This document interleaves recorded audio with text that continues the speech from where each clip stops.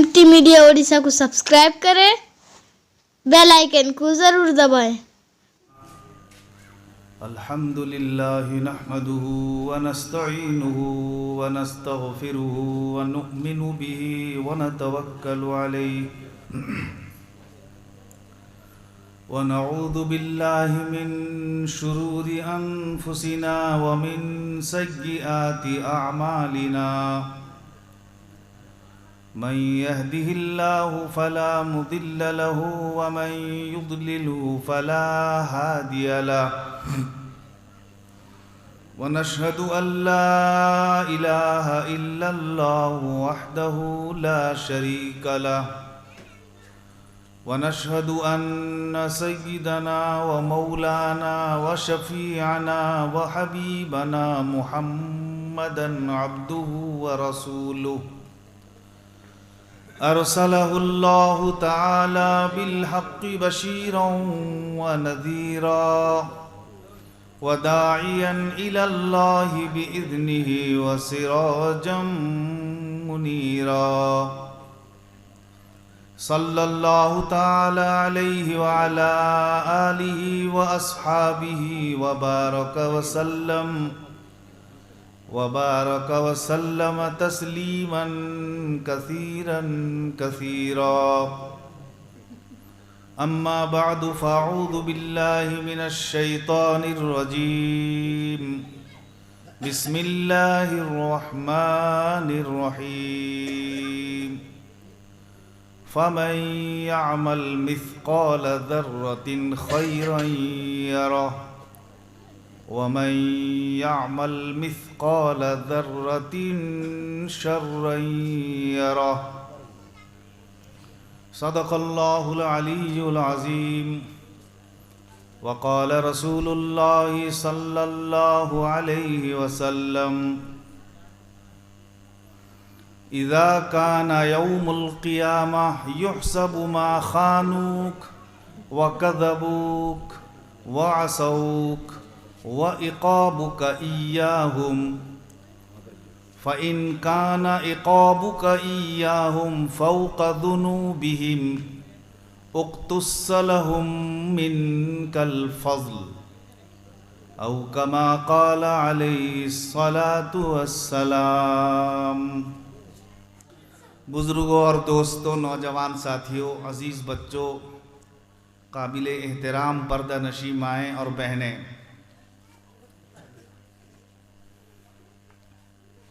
तकरीर और वाज़ व नसीहत तो आप हज़रात मेरे बाद में तशरीफ़ लाने वाले मुक़र्रिरीन हज़रात जो इंतहाई रुतबे के हामिल हैं और उनकी तकरीरों में गुनागू ख़ुसूसियत है, उनसे सुनेंगे।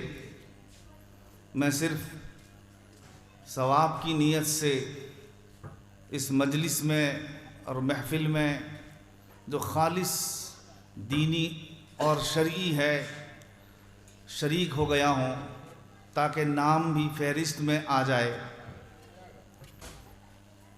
मेरे बुज़ुर्गों और दोस्तों, चूँकि ये महफ़िल ताज़ियत की है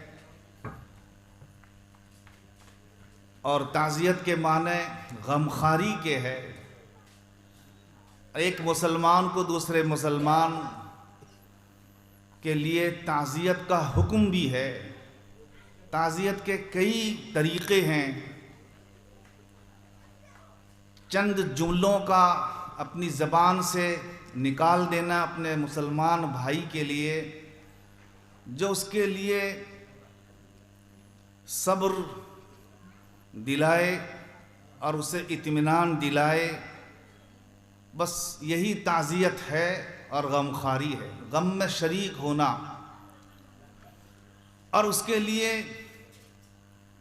आयात और अहादीस शरीफा भी एक दो टुकड़े अगर पेश कर दिए जाएं और उसके सवाब को उसके मरहूम तक पहुंचा दिया जाए, ये भी उसमें शामिल है। इसी गर्ज से बुज़ुर्गों और दोस्तों, ایک آیت شریفہ میں نے آپ حضرات کے سامنے تلاوت کی ہے، اور اسی مناسبت سے ایک حدیث شریف جو بہت ہی سبق آموز ہے، سبق سکھانے والی حدیث ہے، اس کو آپ حضرات کے سامنے میں نے پیش کی ہے۔ بہت ہی مختصر وقت میں آپ حضرات کے سامنے اس آیت کی تفسیر و تشریح اور اس حدیث شریف کا مطلب اور اس کی تشریح اپنی وسعت کے مطابق آپ حضرات کے سامنے پیش کروں گا، معروضات رکھوں گا۔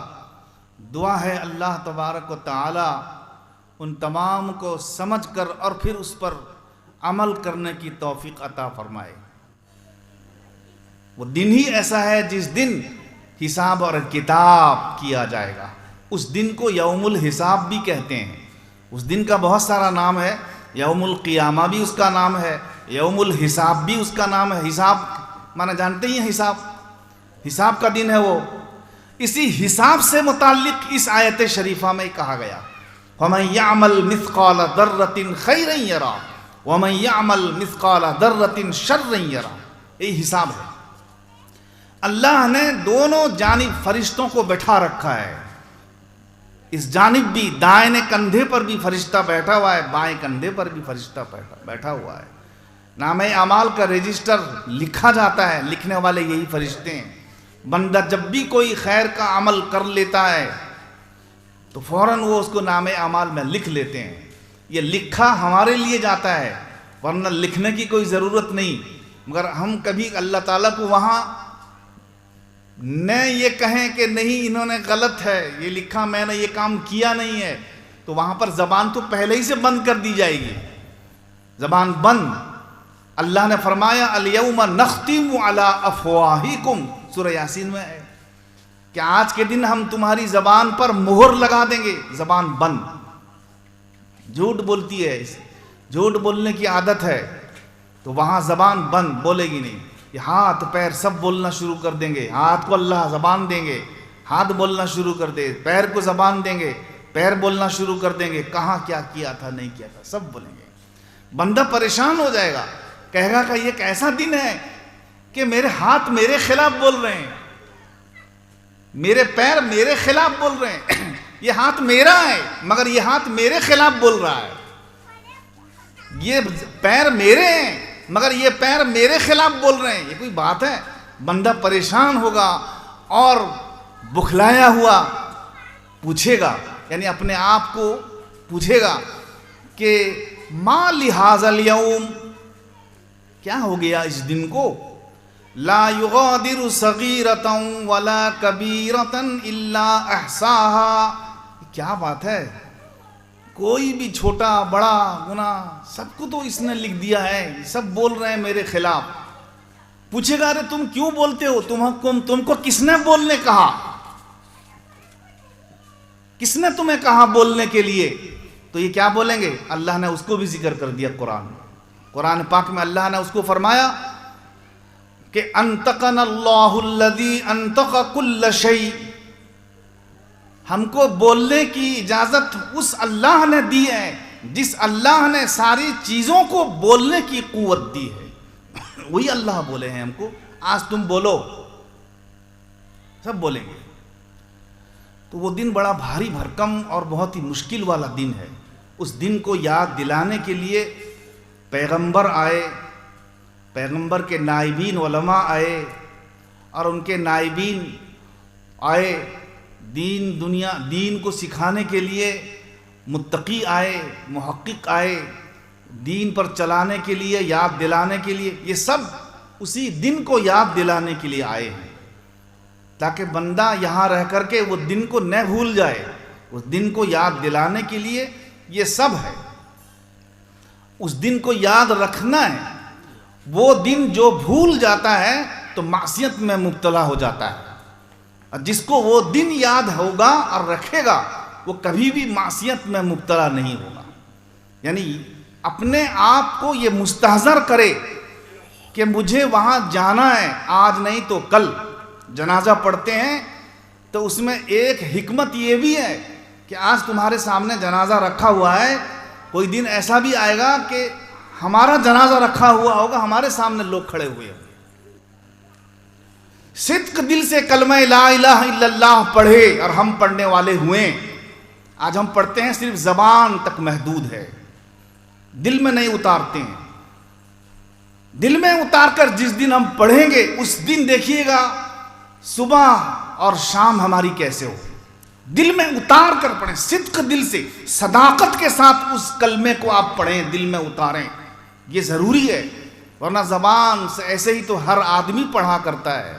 اس زمانے کے کفار، مشرکین، منافقین سب کلمہ پڑھتے تھے، اور کلمہ کیا پڑھیں گے بلکہ نماز بھی پڑھتے تھے حضور صلی اللہ علیہ وسلم کے پیچھے۔ مگر اللہ نے فرمایا تمہاری نماز جھوٹی، تمہارا کلمہ جھوٹا، تمہارا روزہ جھوٹا، جنگ میں جا کر کے شریک ہونا سب جھوٹا تمہارا۔ مگر شریک نہیں ہوتے تھے۔ روزہ جھوٹا، روزہ نہیں رکھتے تھے مگر جھوٹ، صرف دکھلانے کے لیے اوپر سے رکھتے تھے، مسلمان کہلوانے کے لیے۔ اس لیے آدمی یہ سوچے کہ ایک ذات ہمیں دیکھ رہی ہے، یہ بہت بڑی چیز ہے۔ یہ چیز جب ہم کو حاصل ہو جائے نا تو پھر دیکھیے ہماری زندگی میں انقلاب، لمحہ لمحہ ہمارا انقلاب آ جائے گا، یعنی بدل جائے گی زندگی۔ کہا جب میں نے الا اللہ تو بس ہو نظر آیا، اخلاص سے الا اللہ پڑھیں گے، ہو نظر آیا، ہو کا مطلب اللہ کی ذات ہر جگہ موجود ہے، یہ چیز ہماری ہر طرف نظر آئے گی۔ مگر وہ ان آنکھوں سے نظر نہیں آئے گی۔ نظر دو قسم کی ہے، ایک بصیرت، ایک بصارت۔ تو ہم جو آنکھوں سے دیکھ رہے ہیں یہ بصارت ہے، بصیرت نہیں ہے۔ بصیرت کا تعلق دل سے ہے۔ جس دن بصارت کے ساتھ ساتھ بصیرت بھی آ جائے گی نا، اس دن دیکھیے گا، اس دن ہم دیکھیں گے کہ پتے پتے میں بھی اللہ کا جلوہ ہے۔ ابھی ہم نہیں دیکھ سا رہے ہیں، ابھی ہم نہیں جان پا رہے ہیں، اس لیے کہ ان آنکھوں سے ہم دیکھ رہے ہیں۔ جس دن بصیرت کی نگاہ ڈال دیں گے نا، اس دن دیکھیے گا یہاں بھی تو نظر آیا، وہاں بھی تو نظر آیا، ہر چہر جانب خداوندہ تیرا جلوہ مجھے ہر سو نظر آیا۔ نہاں بھی تو نظر آیا، یہاں بھی تو نظر آیا، ادھر بھی تو نظر آیا، ادھر بھی تو نظر آیا۔ کہا جب میں نے الا اللہ تو بس ہو نظر آیا۔ ہر وقت اللہ کا ذہن، یہ ذہن میں رکھیں۔ ایک صحابی رضی اللہ تعالیٰ تشریف لائے، حضور صلی اللہ علیہ وسلم تشریف فرمائیں۔ اب ادب کا مقام یہ ہے، اس زمانے میں تو چیئر ٹیبل وغیرہ نہیں تھا۔ اب حضور صلی اللہ علیہ وسلم کی مجلس لگی ہوئی ہے، صحابہ کرام بیٹھے ہوئے ہیں۔ ایک صحابی تشریف لائے، کچھ پوچھنا ہے حضور صلی اللہ علیہ وسلم سے۔ شروع اسلام ہے، مسئلہ مسائل کوئی جانتا نہیں زیادہ، ابھی اللہ کا کرم ہے، مسئلہ مسائل سب جانتے ہیں۔ تو وہ آئے حضور صلی اللہ علیہ وسلم کے ایک دم نزدیک بیٹھ گئے۔ حضور صلی اللہ علیہ وسلم یہاں بیٹھے ہیں، زانو سے زانو ملا کر کے بیٹھ گئے ایک دم۔ فقعد واسند رکبتیہ الی رکبتیہ، حدیث میں آتا ہے، یعنی ایک دم مل کر کے بیٹھ گئے، سامنے آمنے سامنے ہو کر کے بیٹھ گئے، جیسے دلہا کے سامنے ایجاب و قبول کرنے کے لیے آدمی بیٹھتا ہے سامنے۔ لمبی حدیث ہے، اس کا خلاصہ یہ ہے کہ انہوں نے پوچھا حضور صلی اللہ علیہ وسلم سے، یا رسول اللہ صلی اللہ علیہ وسلم، درود شریف پڑھ لیجئے، صلی علی محمد صلی علی محمد صلی علی رسولنا صلی علی محمد۔ کیا پوچھا؟ یا رسول اللہ، اے اللہ کے رسول۔ دیکھیے حضور سامنے موجود ہیں، یا رسول اللہ۔ اگر حضور صلی اللہ علیہ وسلم سامنے موجود ہوں تو یا رسول اللہ کہا جائے گا۔ آپ مزار میں جاتے ہیں، کون مزار؟ حضور صلی اللہ علیہ وسلم کا جو مزار ہے وہاں جاتے ہیں، یا رسول کر کے بلائیے، کوئی حرج نہیں۔ وہاں حضور زندہ جاوید بیٹھے ہوئے ہیں، تشریف فرمائیں قبرستان میں۔ یہاں سے یا رسول اللہ کہیں گے، اس میں بھی کچھ تفصیل ہے، کہہ سکتے ہیں، کیونکہ ہمارے یا رسول اللہ کو فرشتے لے جاتے ہیں حضور کے پاس۔ اگر اس عقیدے سے کہتے ہیں تو کہہ سکتے ہیں، لیکن اگر یہ عقیدے سے کہتے ہیں کہ حضور یہاں بھی ہیں اس لیے ہم یا رسول اللہ کہتے ہیں، یہ تو جائز نہیں بھائی، یہ تو ہم لوگ جائز نہیں کہتے ہیں، دوسرے لوگ جائز کہتے ہیں۔ اس لیے کہ ہمارا عقیدہ یہ ہے کہ حاضر ناظر صرف اللہ ہیں، اللہ کے رسول حاضر ناظر نہیں ہیں۔ اس لیے ہم اگر یہاں یا رسول اللہ کہتے ہیں تو کیا نیت سے کہتے ہیں، وہ نیت کو دیکھا جائے گا۔ اگر ہم یہاں یا رسول اللہ کہتے ہیں اس نیت سے کہ حضور سامنے موجود ہیں، آمنے سامنے ہیں، حاضر ناظر ہیں، اس لیے ہم یا رسول اللہ کہتے ہیں، یہ کہنا جائز نہیں ہمارے لیے۔ ہاں اگر اس نیت سے کہتے ہیں ہمارے یا رسول کو فرشتے لے جا کر کے وہاں پیش کریں گے حضور صلی اللہ علیہ وسلم کے دربار میں، تو اس نیت سے کہہ سکتے ہیں۔ کہنے کا نیت کا فرق ہے صرف، ورنہ ہم مطلقاً نہیں روکتے ہیں۔ یا رسول اللہ کہنے سے ہم روکتے نہیں ہیں۔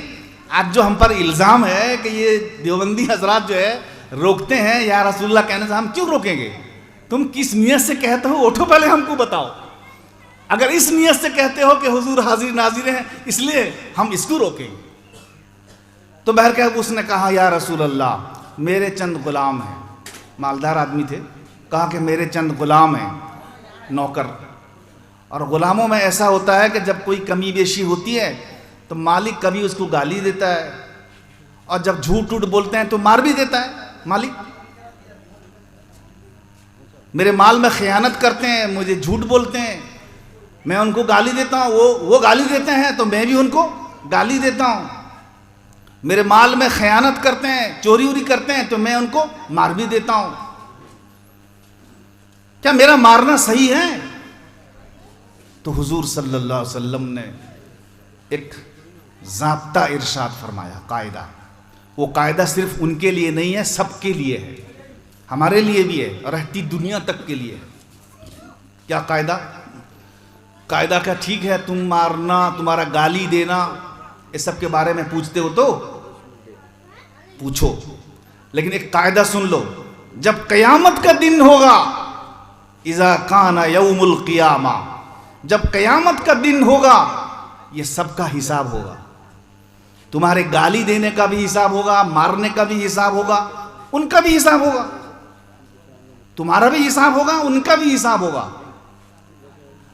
اگر تم زیادہ مارے ہوگے، 4 مار کے وہ مستحق ہوگے، تم غصے میں 8 مار لگا دیے، زیادہ مار دیا، تو 8 مار جو مارا ہے، 4 مار ایکسٹرا مارا ہے، اس کا حساب ہوگا قیامت کے دن۔ تم نے گالی دی ہے، انہوں نے جو تم کو گالی دی ہے اس کے مقابل گالی دینے کی اجازت ہے، گالی کا بدلہ گالی، مگر اتنی ہی گالی جتنا اس نے دیا ہے، نہ دو تو بہتر ہے۔ حضور صلی اللہ علیہ وسلم کی تعلیم ہے کہ گالی کے بدلہ گالی سے مت دو، مگر دے سکتے ہو، مگر اتنی ہی گالی لمٹ میں رہ کر کے۔ تو اگر تم زیادہ گالی دے دیے ہوگے تو اس کا بھی حساب ہوگا، سب کو کا حساب ہوگا۔ اذا کان یوم القیامہ یحسب ما خانوک وکذبوک وعقابک ایاہ، حساب ہونے کے بعد اگر تمہاری گالی، تمہاری مار زیادہ ہوگی تو تم سے اس کا حساب لے کے تمہاری نیکی کو ان کے نیکی میں شامل کر دیا جائے گا، زیادہ اگر ہے، اگر نہیں ہے تو نہیں۔ تو اتنا سننا تھا کہ وہ صحابی تڑپ اٹھے، بولے کہ وہ دن تو آدمی ایسا ہے کہ ایک نیکی کا محتاج ہے، اور وہاں پر میری نیکی چلی جائے گی، ان کے پاس اگر زیادہ ہو تو بہتر ہے کہ میں ان کو رکھوں گا کائے کے لیے، انہی کی وجہ سے یہ معاملہ ہو رہا ہے نا۔ لہٰذا میں یہ جتنے میرے غلام ہیں آپ گواہ رہیں، وہ وسلم کو گواہ بنا کر کے فرما رہے ہیں، آپ گواہ رہیں، میں نے ساروں کو آزاد کر دیا۔